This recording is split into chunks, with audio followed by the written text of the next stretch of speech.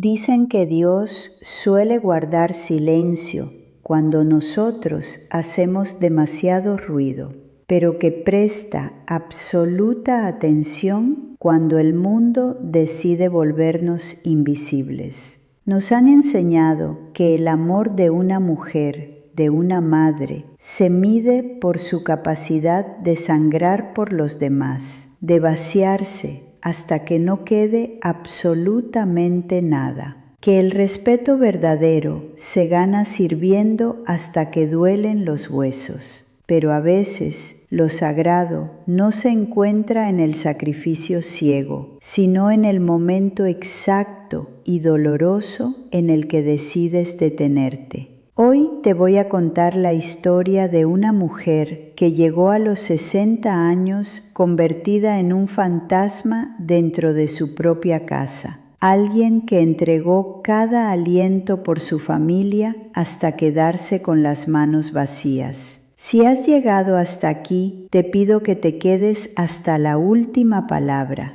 Lo que estás a punto de escuchar no es solo una historia más de Internet, es un mensaje urgente que cruzó el tiempo y la distancia para encontrarte hoy, justo en el momento en que sientes que ya no te queda nada más por dar. Suscríbete a este espacio, porque cada testimonio que compartimos llega con un propósito divino. Y por favor, déjame en los comentarios desde qué país me escuchas y si alguna vez has sentido que Dios te pidió soltar lo que más amabas para poder salvarte la vida. A sus 60 años, Carmen ya no caminaba por su casa, flotaba como una sombra silenciosa para no incomodar a nadie. La madrugada la recibía siempre con el mismo crujido seco en sus cervicales, un dolor sordo y familiar que se había instalado en la base de su cuello después de 4 décadas de agachar la cabeza sobre la tabla de planchar, el fregadero y la máquina de coser. El reloj de pared marcaba las 5 de la mañana. El piso de baldosas de granito de su pequeña cocina le helaba los talones a través de las pantuflas grises desgastadas.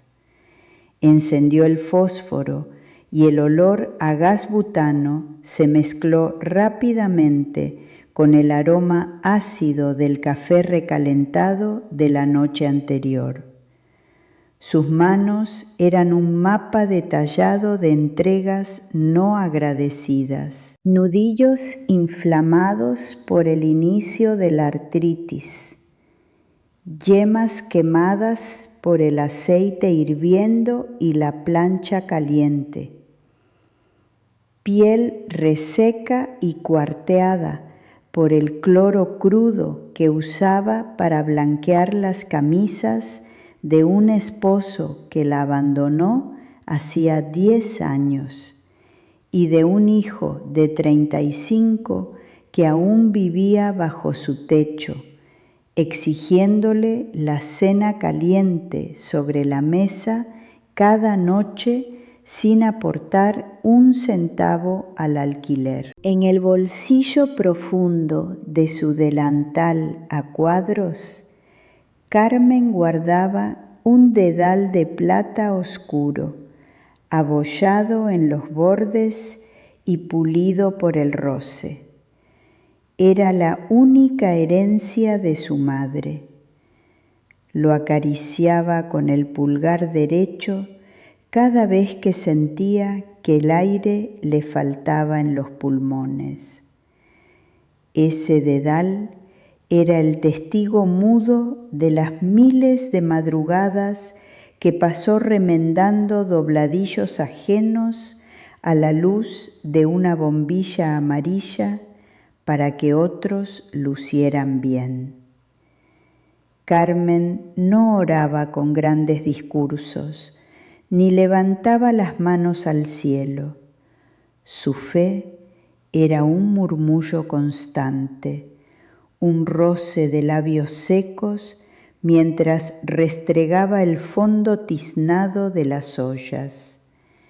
Pedía fuerzas, siempre pedía fuerzas para seguir sirviendo, porque estaba convencida hasta la médula de que su único valor en la tierra era ser útil, que si dejaba de servir, dejaría de ser amada de inmediato. Esa mañana de martes lavó la taza de su hijo, preparó su almuerzo en un recipiente de plástico, planchó su uniforme de guardia de seguridad y lo dejó doblado milimétricamente sobre la silla.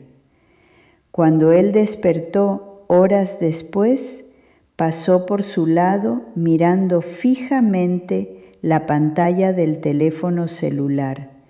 Tomó el recipiente sin decir buenos días y cerró la puerta de entrada con un golpe seco que hizo temblar los frágiles cristales de la ventana. Carmen se quedó sola en el silencio asfixiante de la sala, con el dedal apretado en la mano, sintiendo que se desvanecía un poco más en la nada. El jueves de esa misma semana, la ciudad amaneció envuelta en un calor denso, un aire pesado que dificultaba la respiración. Carmen tenía $60 arrugados guardados en una lata de galletas vacía, el producto exacto de limpiar 3 casas ajenas, frotando azulejos de rodillas de lunes a miércoles. Era el dinero destinado para pagar el recibo de la electricidad que vencía al día siguiente. Pero su hijo le había exigido la noche anterior que preparara una cena especial porque invitaría a unos compañeros de trabajo a la casa. Ella no sabía decir que no. La palabra no se le atoraba en la garganta como una piedra afilada. Caminó hasta el mercado, bajo el sol implacable de las 11 de la mañana, sintiendo punzadas esporádicas en el lado izquierdo del pecho. Gastó los $60 de la electricidad en carne, vegetales frescos y los ingredientes para un postre. Cocinó durante 5 horas seguidas frente al fuego. El calor del horno le enrojeció el rostro cansado. El vapor espeso del estofado le empañó los anteojos. A las 8 de la noche, la mesa estaba perfectamente servida. Los platos limpios, los cubiertos alineados, el mantel sin una sola arruga. Las 9, las 10, a las 11:30 de la noche, la carne estaba fría y la grasa se había coagulado formando una costra blanca en los bordes de la olla de aluminio. El teléfono de Carmen vibró sobre la mesa de madera. Era un mensaje de texto de su hijo, con 2 líneas breves, llenas de errores de ortografía, diciendo que se habían ido a tomar algo a un bar del centro y que no llegaría a dormir. No había una disculpa. No había un simple gracias por el esfuerzo, solo la indiferencia absoluta y aplastante de quien asume que la madre es un mueble más de la casa, una máquina diseñada exclusivamente para su confort. Carmen miró la mesa servida. El silencio de la casa le zumbó en los oídos con la violencia física de una bofetada. Sintió un dolor agudo y punzante en el brazo, un ahogo real que la obligó a sentarse de golpe en la silla. Miró sus manos destruidas, el delantal manchado de salsa, y por primera vez en 60 años la venda del martirio cayó de sus ojos. Entendió con una claridad aterradora que lo había dado todo, hasta su propia dignidad, y a cambio solo había cultivado desprecio. Sé que muchas de las mujeres que me están escuchando ahora mismo conocen a la perfección este nudo en la garganta. Sabes lo que es vaciarte por los demás, limpiar las heridas de todos, sostener la estructura de una casa entera sobre tus hombros cansados y llegar al final del día sintiendo que a nadie en ese lugar le importa realmente si tú respiras o no.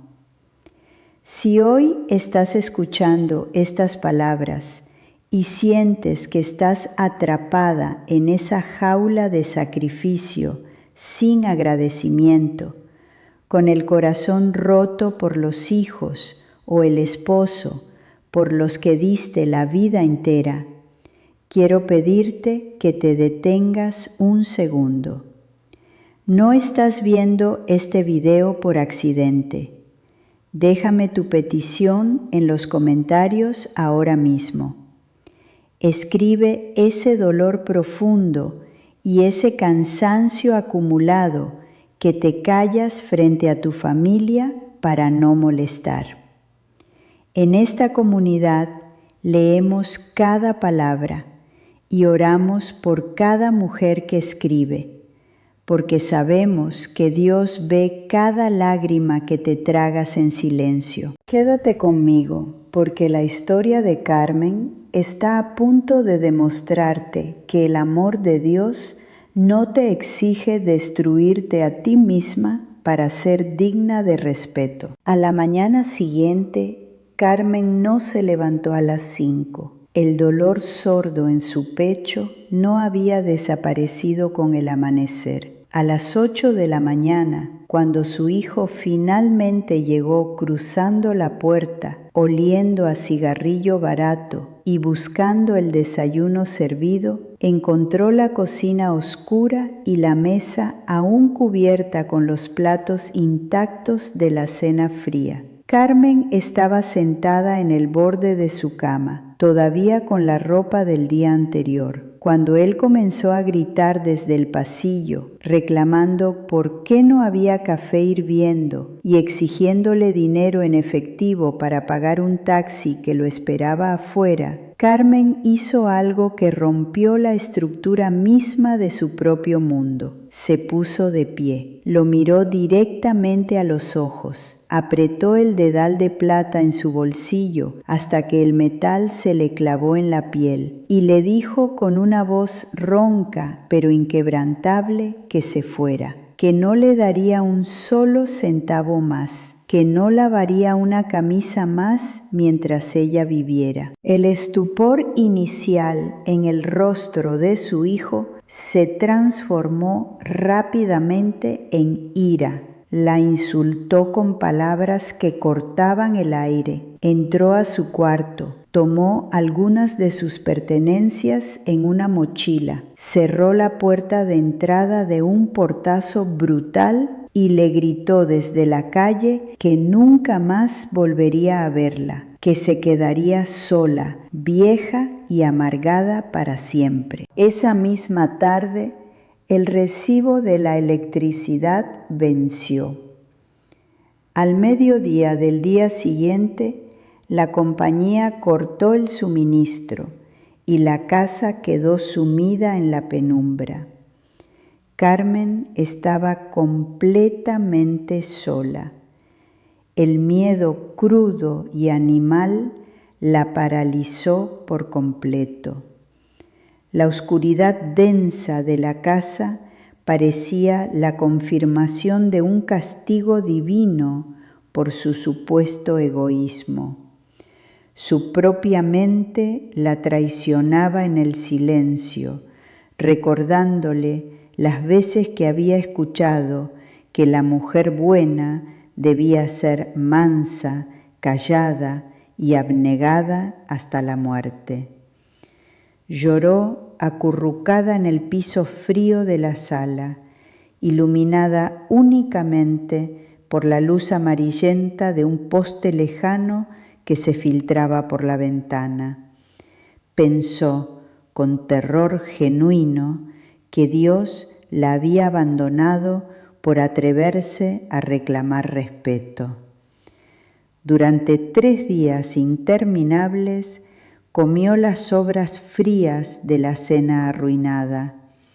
El dolor en su pecho empeoró drásticamente, alimentado por la angustia constante y la falta de sueño. Sentía que se acercaba el final de su vida y que moriría en esa casa, sin luz, repudiada por la única sangre que le quedaba, condenada eternamente por haber cerrado las manos que siempre estuvieron abiertas. Su fe, que la había sostenido en la pobreza, se tambaleó y casi colapsa bajo el peso abrumador de la culpa materna, una culpa diseñada a la medida exacta para mantenerla de rodillas. El martes por la mañana, apenas capaz de jalar aire por la opresión que le aplastaba el pecho, Carmen caminó arrastrando los pies a lo largo de 15 cuadras hasta la pequeña clínica comunitaria del barrio. El lugar olía fuertemente a desinfectante industrial de pino y a humedad acumulada en las paredes. Se sentó en una silla de metal oxidado en la sala de espera, sintiendo que el corazón le latía a destiempo, tropezando en su propio ritmo. Pensó en su hijo ausente, pensó en la casa a oscuras que la esperaba. Se preparó mentalmente para escuchar el diagnóstico frío de un infarto inminente. Cuando finalmente una enfermera pronunció su nombre, cruzó el pasillo y entró a un consultorio inmaculado, donde la luz de la mañana entraba a raudales por una gran ventana sin persianas. Detrás del escritorio no había un médico distante, agotado y apurado por cumplir su cuota de pacientes. Había una mujer joven de apenas 29 años, con el cabello oscuro recogido y una mirada de una lucidez penetrante. En el bordado azul de su bata blanca se leía claramente: Doctora María Antonia. La doctora no se limitó a ponerle un estetoscopio frío en el pecho. Con una intuición clínica que rozaba lo espiritual, le hizo preguntas que absolutamente nadie le había hecho en sus 60 años de vida. No le preguntó qué le dolía físicamente, le preguntó quién la había estado drenando por dentro hasta dejarla vacía. Carmen completamente desarmada por el tono genuino y el contacto visual de la joven, rompió a llorar amargamente y lo confesó todo. Le habló del recibo sin pagar, de la cena despreciada, de las humillaciones diarias y del hijo que la abandonó insultándola por no querer servirle más. Le confesó, temblando, su terror profundo a que Dios la estuviera castigando con la soledad. La doctora María Antonia la escuchó manteniendo un silencio absoluto y respetuoso. Luego se levantó, rodeó el escritorio y tomó las manos agrietadas de Carmen entre las suyas. Esas manos destruidas por el cloro y las quemaduras no fueron miradas con lástima clínica, fueron miradas con reverencia. Le explicó con palabras firmes y claras que su corazón físico estaba tenso pero sano y que su pecho dolía por el pánico arraigado a existir sin ser esclava de alguien. Le dijo, mirándola a los ojos, que Dios no era un tirano caprichoso que exigía su destrucción emocional para validarla, y que poner ese límite había sido el acto de fe más valiente que había hecho en toda su vida. Pero la doctora María Antonia no se detuvo en el consuelo de las palabras. El Centro de Salud Comunitario acababa de recibir fondos del municipio para abrir un programa de apoyo psicosocial y talleres ocupacionales para mujeres en riesgo de abandono y violencia. Necesitaban con urgencia a alguien de autoridad, alguien con experiencia real y paciencia para dirigir el taller de costura y enseñar a decenas de jóvenes madres solteras a tener un oficio que les permitiera sobrevivir. La doctora, viendo la precisión de los remiendos en la propia ropa desgastada de Carmen, le ofreció el puesto directivo allí mismo. Un trabajo con un sueldo estable, con un horario digno, bajo techo y rodeada de mujeres que necesitaban desesperadamente aprender no solo a coser una tela, sino a reconstruir su valor. Carmen soltó las manos de la doctora por un segundo y metió los dedos en su bolsillo tocando el viejo dedal de plata. Levantó la vista hacia la joven de 29 años y sintió que el aire puro volvía a entrar y llenar sus pulmones por primera vez en una década. No hubo un coro celestial ni un relámpago milagroso en el cielo despejado, solo el ruido lejano del tráfico de la ciudad filtrándose por la ventana. Pero en ese silencio compartido, Carmen entendió que su doloroso no había sido la única llave. Dios no la estaba castigando por dejar de ser el tapete de su hijo. Al contrario, la estaba esperando del otro lado de su miedo, listo para devolverle el respeto, la voz y la vida entera que le habían robado durante 60 años.